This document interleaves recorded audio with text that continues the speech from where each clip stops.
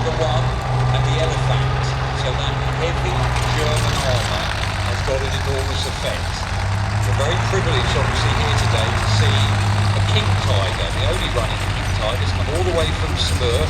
Many thanks to World of Tanks again for this year, making it happen that way. This is the second model of Tiger tank. It's developed almost at the same time as the Tiger 1, but it takes longer. And that's because Hitler has said in May of 1941, I want you to put the long barrel L71 8mm Gallagher. And first of all, everyone says, can't be done, sir. It's Tiger 1 with the shorter barrel. This is the one that Hitler really wanted. Another dictator, if he says something, it happens in the end.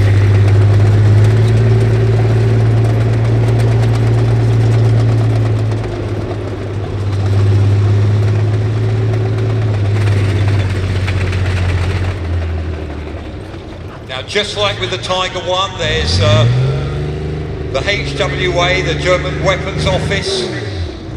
They get two companies to bid for the production. Krupp, the arms manufacturer, makes the turret, nothing to do with the designers, that way they design their own one. Henschel and Ferdinand Porsche's consortium, or his company, both put in bids. Porsche, he's got the ear of Hitler, but most of his military designs in World War II, apart from the Kugelwagen and mainly the Schwimmwagen, are pretty useless because he over-specs and complicates things. He wants this vehicle to be petrol-electric drive. They've already had trouble with that with the Tiger 1, doesn't work for them, and the Germans are really wary about that. It needs copper for the electric motors, we haven't got that much, etc. So it's Henschel that gets the design going. And forgive us if you've heard this all the time, but here we have a pre-production Tiger 2, and it's got that turret that was erroneously called for many years the Porsche turret. Porsche had nothing to do with it. Krupp designs it, they realise it's overcomplicated, it's got what they call a shot track. So this production turret is what goes on the main production tanks, the first 50 of them and the earlier turret. Why that was a problem was you had to get the metal that was cracked in the metal, etc. This one's simpler to build. And even the Germans, even though they've got this beautiful engineering, complex issues, etc. they're doing, even they realise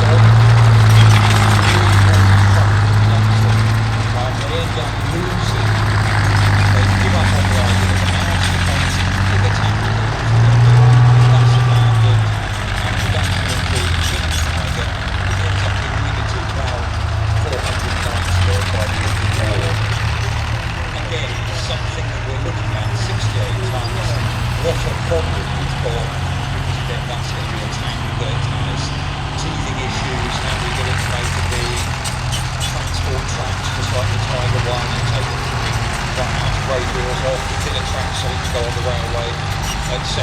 So always going to be an issue there. So even though it is undoubtedly a technological achievement, very, very big and impressive, it certainly does not really help the Germans win the war. And you've probably read, a lot of people say that the war needs to be destroyed by their own troops, so run down whenever we're not attacked by the enemy in combat. Now, one thing we uniquely do here now today at the Tank Museum is show you Tiger, that's Tiger 2 World Winners Times, King Tiger, as it was called, and there's our famous Tiger 131, the earlier model, and there they are coming in the arena together.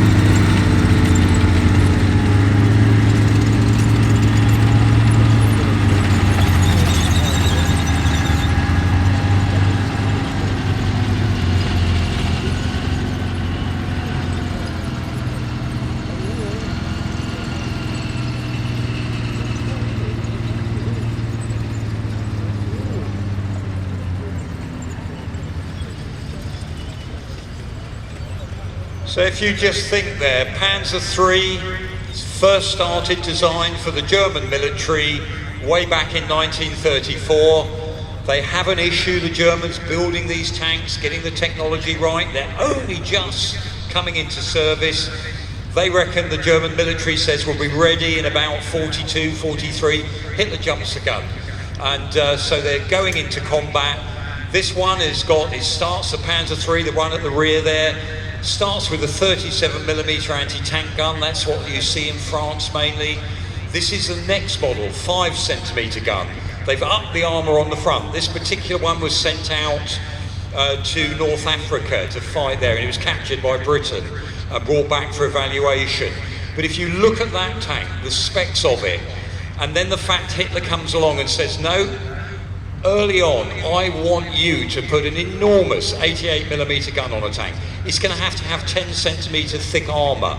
He's made this enormous leap forward that the German military doesn't really want, but has to follow. And so you don't want to give Hitler credit, but of course the guns versus armour race is what World War II tanks seem to be about. So he seems to have got that right in one way, if you give him credit for that. So that leads to the Tiger I. When you look at them, underneath, very similar designs. Turret on the top, driver in the front, nothing radical about the differences there, just the scale. But the problem is once you're building at scale, have we got an engine? Have we got components that can really deal with that sort of weight? So again, you'll have heard with Tiger 1s and certainly Tiger 2s as well, lots of early trouble with seals, with transmissions, with gearboxes, trying to cope with that extra weight there. But a really impressive lineup of the generational difference there of the early war, what the Germans were fighting with in 41, 42, then later in 42, the very first Tiger I comes out, sees service outed on the Leningrad front, at the insistence of Hitler, by the way, in a place on the battlefield. The soldiers are saying, don't go there, it's all boggy ground. No, he had to go there. So the first Tigers get lost on the eastern front, bogged down. We meet the Tiger in Tunisia, Schwerpanzer Battalion 504, that's where 131 comes from. And of course the story behind that one is brought back to Britain for evaluation. The French Royal Tiger, or King Tiger, it's got a very interesting story behind it. Again, at the end of the Second World War, if you're in France, what do? You scrap any of the enemy stuff. They put some pamphlets to use in the reformed French army. This tank, composite of 2 German tanks, is put in a store by the French tank manufacturer, and it's kept out of the way. It's only in the mid-70s, and finally they dig it out the back of a shed. It was really early days, it's used for a bit of analysis, nothing much happens, and it ends up being sent to the French Tank Museum at Spurs, a little while from London, Scotland. So the French got this one going again, it's got Maybach now.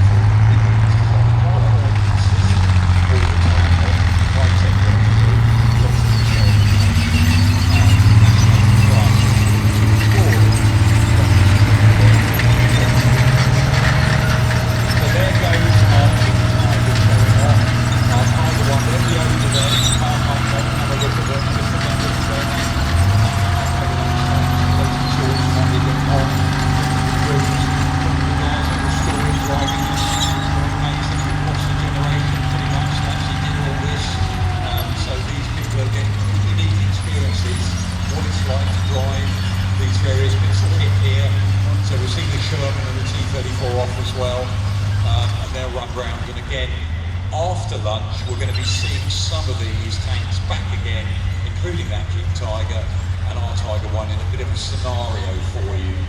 So you'll be able to see that again a little bit later on from 2 o'clock in the arena there.